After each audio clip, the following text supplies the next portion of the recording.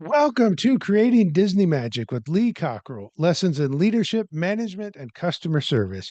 You can create magic too.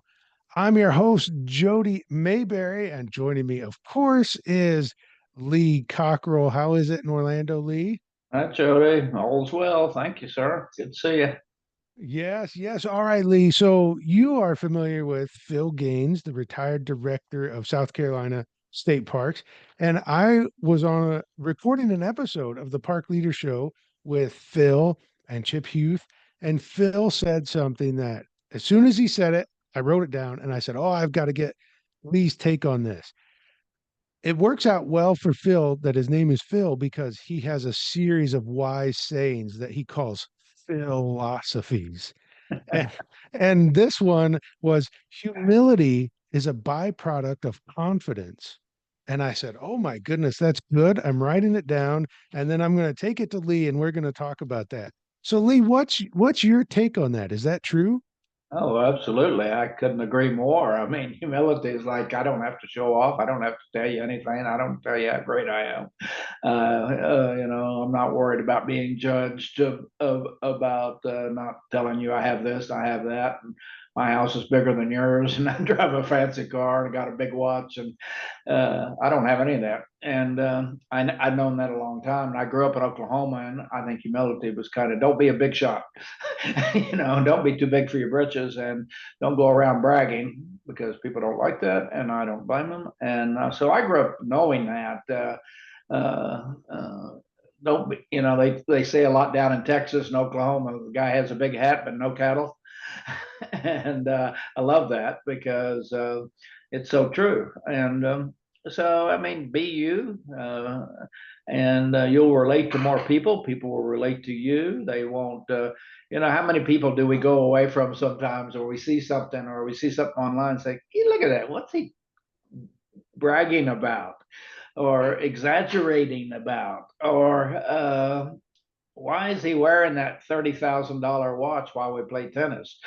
And he pulls up in that car. And I had a guy reporting to me when I was at Marriott who used to drive in, and he had a little sports car, expensive, and he used to park it right next to where everybody else parked. And I told him once, and he wore a big diamond ring, and he was an assistant manager in the restaurant, and maybe that was trying to make up for some insecurity he had. I don't know, because that's what a lot of people do is, you know, wear a thousand, excuse me, wear $1,000 suit, Rolex watch, and all those other things. I told him to stop. First of all, to stop uh, parking in that space or change cars and take that diamond ring off. I said, we're dealing with dishwashers here. They're making $1 an hour, and you're parking. You're gonna you set an example which is negative for them. They talk about that you, and they don't talk about it in a positive way. I mean, we've all heard people say that jerk. Look at him. Who's he think he is? And so this is one thing that is just yeah, you don't need to tell people what you have, what you don't have. You don't need to talk about your private possessions, your personal possessions. You don't need to talk about uh, anything that makes you look better than everybody else. And so but there's a lot of that bragging and going on in the world right now. We see it with social media. People trying to look better than they should. They got a ton of makeup on, and they're trying to show that they are the best thing that's ever happened in the world. And it's creating a lot of mental health issues too with young women. I think I understand keep trying to keep up, trying to look like they have as much as the next person. And it happens in society where people are affected by that. I mean, I can tell you I had a dose of that in my self-confidence and self-consciousness when I worked at the Waldorf Astoria.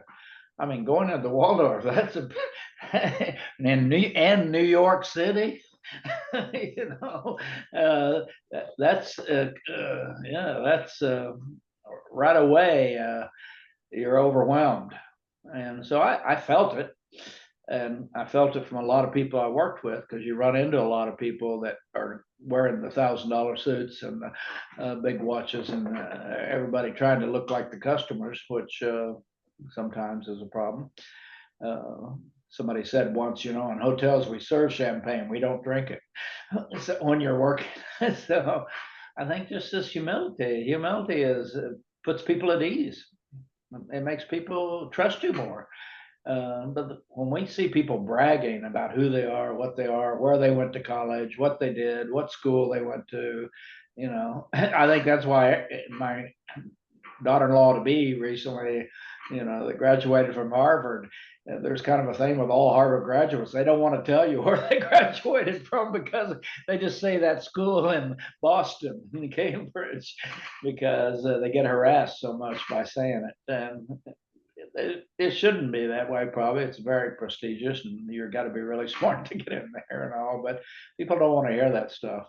Uh, or you went to the restaurant and you paid $800 a person for dinner, and it was 17 courses, and or you fly only first class, and you have a private plane. No, I just looked at my speedometer today, and it has 169,000 miles on it. It's a 2006, and I figured that's about 8 times around the world, 169,000. And I'm comfortable in it. Nobody tries to carjack me. Nobody wants to steal it. Nobody does anything to it. Somebody parks next to it and bangs the door. It's okay. I don't care. It takes a lot of worry out of my life not to have to go out and act like you're somebody. It's hard enough to be who you are without acting. A lot of people are putting on an act. I mean, you've run into them. You run into them all the time. You see them misbehaving in the grocery store, or telling somebody, "Do you know who I am?" I don't know who you are, but God bless you. And so humility is a big deal. It's worth thinking about, and worth maybe. Hopefully, you were taught that on the way up as you were growing up. You were taught to show humility and not brag. People don't like braggarts. Well, you've been pretty open about the way you were brought up, that early on in your career, you didn't have much self-confidence. Do you feel like at that time when you didn't have much self-confidence, did you have a trouble with humility? No, humility was just that when you're poor, humility, everybody around you, there's nothing to brag about. And now that never bothered me at that time. It's when I got out of my environment, out of the poor place, and got exposed to Washington, D.C., or people who just all around me seemed to know more and be more and than I did. And it makes you insecure. Like they all know something. They know what to do, how to do. They know. I was talking to a guy this morning. I said, just when you start to hire somebody, give them a map and ask them to pick out 5 or 6 countries. You'll find out how much they know. I mean, it's sad. People don't know a lot. And so it's when you leave your comfort zone, I would say, when you leave your comfort. And that's why I always encourage a college student, when you graduate, get out of your village, go out and get exposed, build up your confidence. The more you know, the more confident you'll be, the more trusted you'll believe, the people will believe you. You'll make better decisions. You'll have more up in your brain to use to make decisions with because you've had exposure and you've been out there and you know. And when you know, your confidence goes up. When you don't know, your confidence can be shaky when depending on what group you're entering and what you're doing. And I mean, I remember some of those early times. Went to some fancy party somebody took me to at the Waldorf. And I remember seeing those 4 forks on the left and 2 knives and 3 this and 4 glasses. And I mean, yeah, I just kind of watched everybody else to see what they were doing. And they picked up their fork, I picked up mine. A bread and butter knife. I've never seen that before. And a bread and butter plate. We just put it on the table, kind of. But I just think back about what I didn't know. And I told you once, my boss said, "Lee, if you ever drink a beer in a reception, drink it out of a glass. This is not Oklahoma. Don't drink it out of a bottle." And all those little cultural things. And as you travel around the world, you find there are cultural things. I mean, you've seen where you kind of pay attention to what's important, who you shake hands with. I recently had a meeting with a fellow from Dubai, and I met, and his daughter was there, and his wife, and they were covered, and I didn't shake hands with his wife. It was evident to me that I knew about that, and I read that, and she was quiet. I didn't ask her questions. I just dealt with him. We did that. And it was very comfortable for all of us. Sometimes when you go into a strange environment that you're never sure, and that's why I always look up before I go to a country. What are the customs? You know, like they say, the Queen. You don't ever shake the Queen's hand unless she puts her hand out first. You don't go up and give her a big kiss.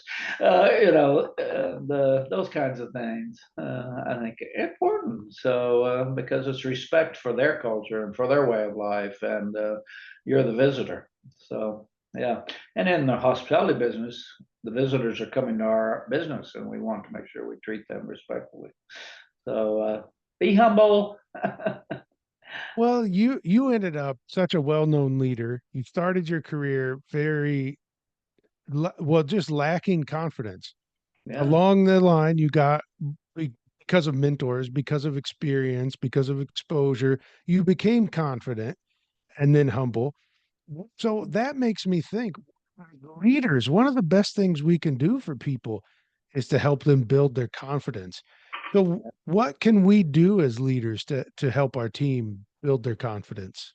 First thing is be truthful with them, like my boss was at the Waldorf. The day I got there, he said, Lee, let me tell you something. You're at the Waldorf now. Here's how we do it. No brown shoes, no brown short suits after 5 o'clock. You have a tuxedo. If there's a event in the hotel, here's what you do. You do this. You don't ever smoke a cigarette as you walk around our hotel. If you smoke, I mean, he went bam, bam, bam, bam, bam, bam, bam. Clarity. And he did it for my good so that I wouldn't be embarrassed or do something stupid. I think same old story. One thing we've got a problem with the leaders being totally straightforward. And the best time and easiest time to do this, right? First day, first beginning, so you don't embarrass them later. And I think it's just this point of, let me tell you how we work around here. Let me tell you how things are. Let me tell you what the rules are, and go down them. Then they know. Because if you do it 6 months later, that's embarrassing. Hey man, you did, you shouldn't have done that. I shouldn't have. So just be like your mother. Tell them what to do. Put the napkin in your lap and don't talk with your food in your mouth, like every mother did. And don't start eating until the hostess does. Yeah. Tristan one night he asked Priscilla, "Who's the hostess tonight?" Because she didn't cook, did they? Who cooked? But anyway, those are fun to talk about, and there's so many little cultural things you need as you travel the world, and as you get involved with people from all over the world. And in fact, it's not even traveling the world. You're going to come into contact with people of other cultures every day in different places, and just to be respectful of them is what's good. Great. Yeah. Yeah. Well, I like that you mentioned giving the expectations up front as your boss did at the Waldorf. And it reminds me of when Daniel was with Disney, he would tell new people, I don't like conflict, so here's what to expect working with me, and would Yeah. give them a document. And what I like about that is when there it does connect when you give clear expectations, it actually builds confidence because your team is not worried about messing up. They know what to do to succeed. They know what you expect. They're not worried about little things that they shouldn't have to worry about. Yeah, it's irresponsible not to do that because it just makes the person perform better, faster, more confident, more trustworthy. And just like Mr. Merritt said, get a haircut and look like it, Mr. Cockerell. He didn't worry about what I felt about that, and it was good advice. I did it. Yeah. Well, I really appreciate Phil Gaines saying that today so I could make it an episode of Yeah, Creating Disney Magic. Well, if you want to visit South Carolina, where Phil Gaines was the director of state parks. Call our friends at Magical Vacation Planner. They can help you set up a great vacation there. You can reach them at 407 442 2694. And if you enjoy discussions like this, perhaps you would like to join us at a Creating Magic Mastermind. The next one's coming up in October. You can get more information if you go to cockerellstore.com. Scroll down a little bit and you'll see an icon right there for the Creating Magic Mastermind. Until next week, go out and create magic for others.